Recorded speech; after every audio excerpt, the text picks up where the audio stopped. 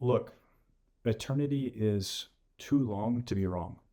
And too often we see groups of religious groups online who are out to bash each other or prove each other wrong.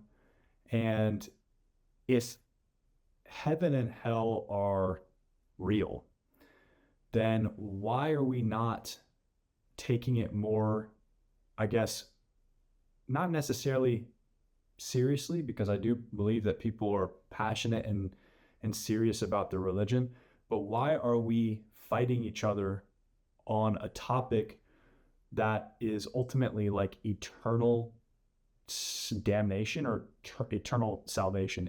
That's a a massive deal, right? We have to pay attention to this important subject, and we need to treat each other with kindness.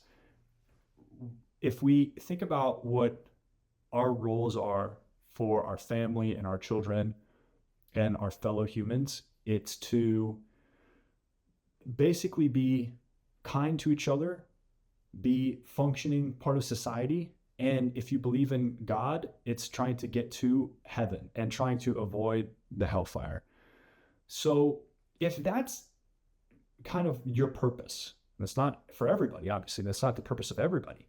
If that's your purpose, then I think that there needs to be a compassionate take on how we speak to each other in debates, especially if we're, or if, even if we're just communicating with people of the opposite religion that may not necessarily agree with our values.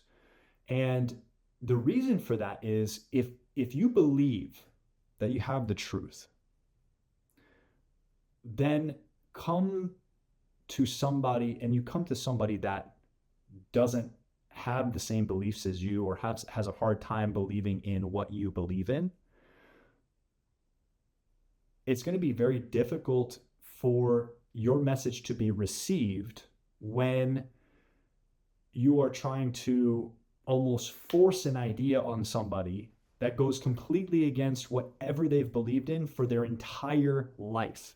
You talk about, for example, a Muslim trying to convey the message of Islam to a lifelong Christian who all they have known is Christ, the church, and what they've been told. They may read the Bible, they may not, and that's their foundation. And then what they see on the media, for example, is a bad portrayal of what Islam is. And you try to come as a Muslim to this person and say, hey, you should follow Islam because of XYZ. I think that even if you were calm and compassionate to that person, I think that there would be a massive wall that's up because it's foreign. It's a foreign concept.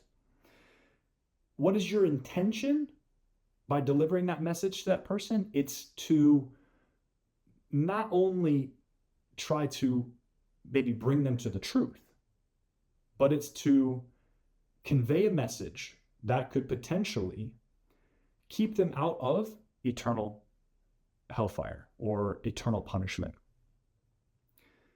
It is one thing that I think all religions can agree on, the three main ones, the three Abrahamic religions, is that heaven and hell are real concepts. And hell being a real concept, that means that there's a punishment for people who don't follow God's commands. What are God's commands for us? And how do we live our life? If there are commands from God that says, hey, if you do this and don't do this, if you don't do this, then you'll be rewarded. If you do this thing, right, that I'm telling you not to do, then there's a punishment for that. And then when you have conflicting commandments in the scriptures, we then have to maybe back up and say, okay, which one is the truth?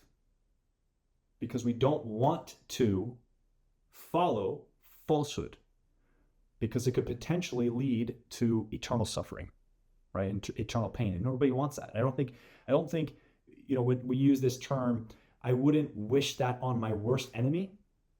I assure you, you don't. You don't wish that on your worst enemy. Based on the descriptions of hell in all Abrahamic religions, it doesn't sound like a good time. It doesn't sound fun.